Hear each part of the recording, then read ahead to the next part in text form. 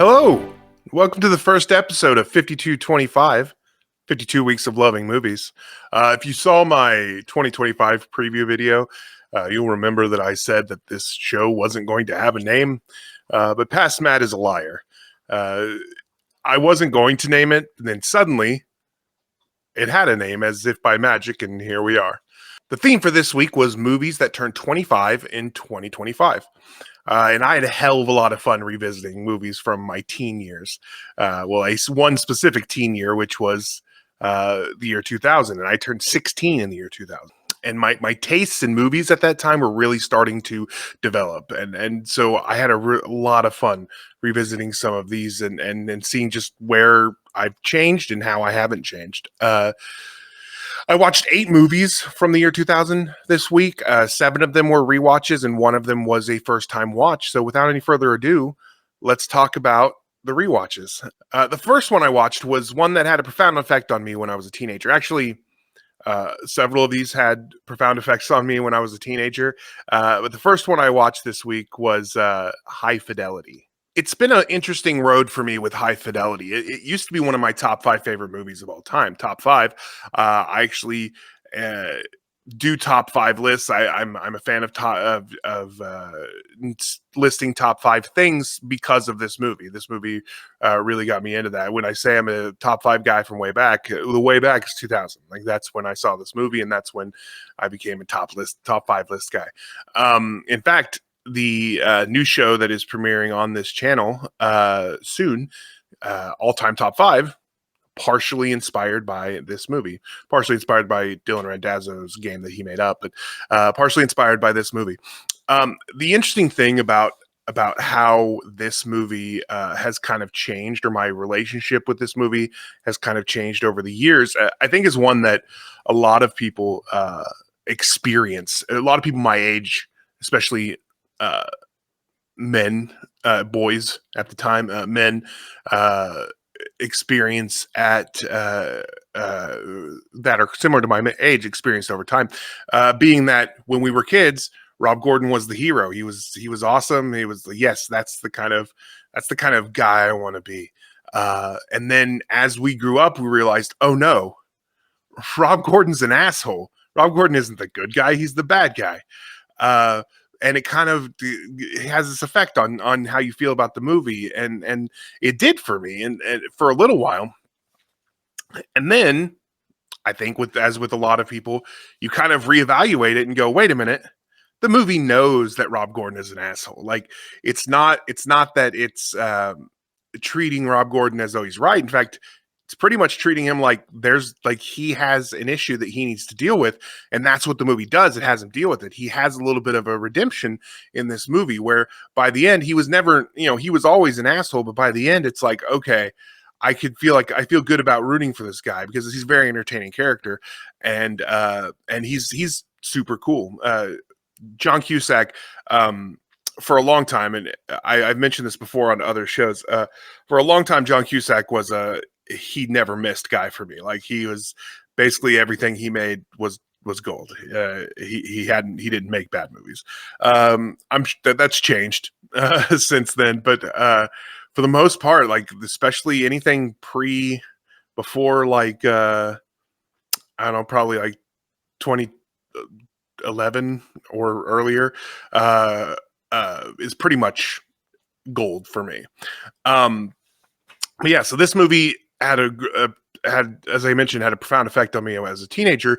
Rewatching it, I relived all that same magic. I really, really love this movie, and that hasn't changed for me at all. As I mentioned, there are the little journeys we go through with some of these movies, especially ones that we grew up with, that they don't age well or whatever. This one's aged pretty well for the most part, especially when you consider the redemptive arc and the fact that the movie knows what it's doing. Stephen Frears, who directed this, knew what he was doing with this character. So I definitely appreciate that. And yeah, it's one that they absolutely still enjoy. The second movie that I watched this week was another one of my all-time favorites. Like I love this movie. It's honestly, it's kind of a surprise it's not in my top 5 movies of all time. Just because there's no room. It's definitely in my top 10. It's probably the most quotable movie ever made, and that is "Oh Brother, Where Art Thou" by the Coen brothers. Now I'm a big Coen brothers guy. There's only one movie of theirs I don't like, and one that I think is just fine. The rest that I've seen, at least, I absolutely love. The one I don't love is Lady Killers. I think it's just not a very good movie. But outside of that, I'm just a big fan of their movies. I really love basically everything they make. This one is probably it's maybe not their best. I think Fargo is probably still their best movie, but it is definitely my favorite of their movies. It's just so quotable. George Clooney is incredible, and he understands the writing really, really well. He understands everything that's supposed to be done. Same with John Turturro and Tim Blake Nelson. They all, everybody in this is firing all cylinders. I'm a big John Goodman fan, so him playing the Cyclops is great for me. I love that this is based on the Odyssey by Homer, and if you know the Odyssey, you can see all of the little references and how the story matches up with that. If you don't know the Odyssey, then that's fine. It doesn't change how you can experience this movie, because it's still just a really good and interesting and funny movie. But yeah, rewatch. I rewatch this all the time. I just took this as an opportunity to rewatch it again because, again, I absolutely love this movie. So nothing new really to report on this movie. I just really, really, really love it. The next movie did have a profound effect on me, but the effect that it had on me wasn't until years later. And that movie is Castaway by Robert Zemeckis, starring Tom Hanks. My experience with Castaway is very interesting because I liked it when I first saw it, and I'd seen it a few times, and I really, really enjoyed it. I thought it was a really well-made movie for a movie that 2/3 of it takes place with just one person, sometimes talking to a volleyball on an island alone. Really, really well structured, well written, well directed. Everything is just firing on all cylinders for this one, because it has to. In order for it to work, you have to be able to enjoy this one character just existing on this island, and it, for me, really, really works. But the way that it kind of had this effect on me later was that because this is a therapy movie for me. It has become a therapy movie for me. During one of the darkest periods of my life, a really, really bad time in my life in my early 20s, I was at a really bad place. I was not sure I wanted to be around anymore. I was it was just a really, really bad thing. And then one day, Chuck Nolan, which is the main character, which is Tom Hanks' character, Chuck Nolan saved my life with a simple reminder, and that was, tomorrow the sun will rise. Who knows what the tide will bring in? Uh, I don't know. I can't think back and think exactly what switch that turned in my head. All I know is that that day kind of saved me from that quote, that the line from this movie kind of saved me from a really, really dark and dangerous place in my life. This movie will always have a special place in my heart. It brings me comfort. If I feel sad, I can watch this movie, and even though it's not a joyous ride from start to finish or anything like that, in fact, a lot of it's pretty heavy and bleak. It does have that kind of that hopeful note at the end. That last third of the movie is just this hopeful note that really, really had a really great effect on me as a person, and still does to this day when I watch it. The third movie I watched, this is a rewatch, and it's actually one that I absolutely hated the first time I saw it. I was young, but when I saw it, when I watched The Contender for the first time, I absolutely hated it. And what a difference 25 years makes. And when I say a difference that it makes when you consider the tone of the movie, I'm not talking about the state of politics, because that's basically the same. You look at that, you could have been made today. It feels so relevant to how our politics operate today. But what the difference that 25 years makes, two and a half decades makes on uh, on us as individuals and how we see the world and how we see things. The first time I saw this movie, when I was 15, 16 years old, and 17, basically my whole life until I was like 18, 19, I was a conservative Christian. I uh, I hated this movie because it was about this godless slut, uh, godless left, liberal woman who who was just saying all the things I disagreed with and who I didn't agree with. I love I loved Gary Oldman back then, and that was actually the reason I watched this movie. Um, and I still love him today. And while I was disappointed he was in this movie, but I was glad because he was the righteous character that this movie somehow painted as a villain, and that's why that's what that's really what turned away from me. Um, and then for like 25 years, I've had this negative feeling about Joan Allen, the main character or the main actress in this movie.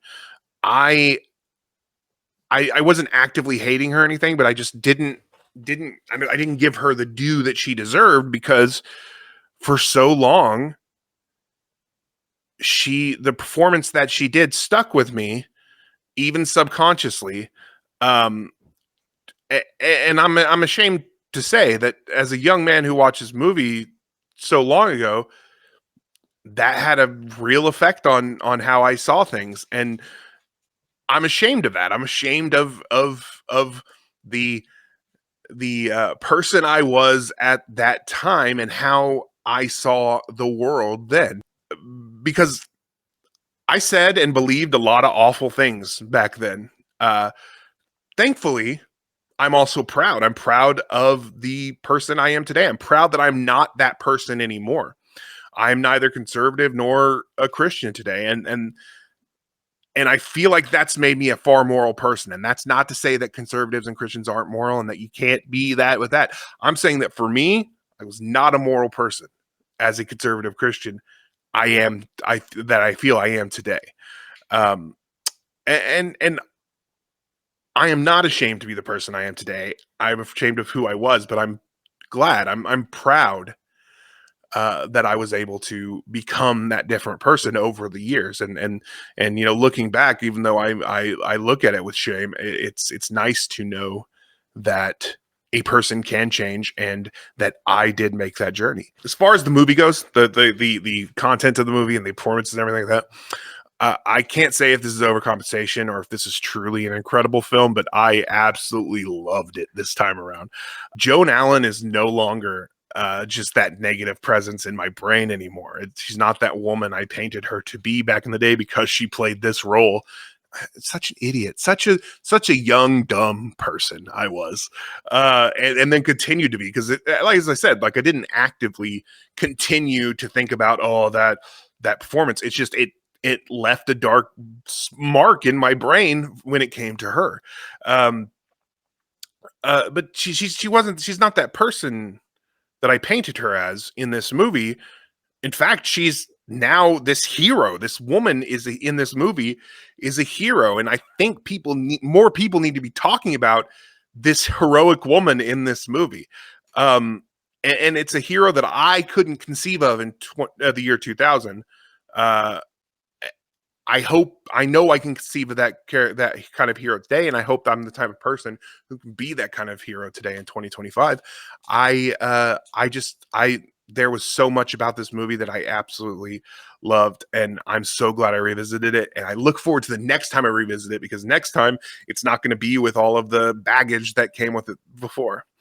Um, The next movie I watched didn't have as profound effect on me as the rest of the movies that we talked about. It's just a movie that I enjoy, and I still enjoy it, and that is Meet the Parents. Um, it's funny. It's it's a funny movie. Has some really iconic funny lines that we all like to quote. I have nipples, Greg. Can you milk me? Um, there's just a lot of really great fun moments in this movie, and it pretty well held up. I mean, I don't think I love it as much as I did back when I was a teenager, because and all of my friends at school were quoting this movie and talking about it. I don't think that it holds up as much on quality for me as it did back then, but it still holds up. It's still a really fun ride, and a lot of fun to watch. So I'm just going to move on to the next one, and that is Emperor's New Groove. Emperor's New Groove is a movie that um, it's funny because I often talk about movies like Hercules and the Hunchback of Notre Dame, which I or Notre Dame, I believe is how we pronounce it when we're talking about that one. Um, that I talk about where they came out at a bad time for me, because it was in between the time that I loved animated movies and the time that I loved animated movies again. I think this one's the first one that kind of came, and I was like, well, not the first one, because there were other ones that had come out before this, Toy Story and stuff like that. But as far as like the Disney movies, like those movies didn't do anything for me. This movie was kind of the one that got me back into Disney animation itself. And as I mentioned, good little Christian boy back then, my church friends all loved this movie too. In fact, I was on the children's ministry leadership team when I was a teenager, and a bunch of my friends who were in that with me as well. We would quote it. It was a way we could bond with the kids because they all loved it. In fact, well, they didn't love it as much as us. For some reason, that movie really affected teenagers at the time a lot more than anyone else. But yeah, I absolutely loved it. We all loved it. We all talked about it all the time. It's one that stuck with me. I watch it all the time. One thing that I loved about it back then, and still kind of gets me today, is that this could have been made in live action with the exact same people, and it still would have been awesome, and it would have looked the same, or not looked the same, but the characters themselves would have basically been the same, which I absolutely love. Unfortunately, you couldn't do that today because Eartha Kitt is no longer with us, and they're all old now. But back then you could have done that with the exact same cast. In fact, you could have released this and then immediately made a live action version, and none of us would have been angry. Well, I'm sure someone would have been angry, but it still would have been awesome. But yeah, so that is Emperor's New Groove. Still love it. Still great movie. The last rewatch that I did was a movie that it's another Zemeckis movie. Zemeckis had a good year with this year with 2 movies, and then he stopped making movies until Flight, and you cannot convince me otherwise. But that movie is What Lies Beneath, starring Michelle Pfeiffer and Harrison Ford. Now, many people will know that I love Harrison Ford. Harrison Ford is one of my absolute favorite actors, and he's having a little resurgence right now, which, oh man, I absolutely love. But this movie, on the rewatch, I wasn't sure if it was going to hold up, because I was like, well, maybe the twists and the scares just aren't going to be as good, considering how far we've come in the last 25 years. And there's some of it where it's just like, okay, if you have never seen this, and you're watching this for the first time, there's a chance you might go, oh, I've seen that kind of thing before, get annoyed by some of the choices they make. But honestly, I don't think there's very much of that. For me, this held up pretty well, and a lot of it is down to performances. Harrison Ford and Michelle Pfeiffer are just incredible in this movie. Michelle Pfeiffer in particular. I mean, I love Harrison Ford, but Michelle Pfeiffer in particular, this movie really rides on her shoulders through a lot of it, and her reactions, and how she is navigating this really creepy, honestly kind of scary story. There are a lot of really good scares in it as well, and if you've never seen it, it'll keep you guessing for a little while. You might be able to figure it out a little bit early, but even me, who knew kind of where it went, as I was going through, I was like, wait, I thought it was this. Is that not this? And then it would have me second guessing what I even knew about this movie. So yeah, this movie really, really held up for me, and I absolutely dug it. I recommend, if you've never seen What Lies Beneath, to give it a shot, see how you feel. If anything, watch it for those performances, because they're really, really good. My only rewatch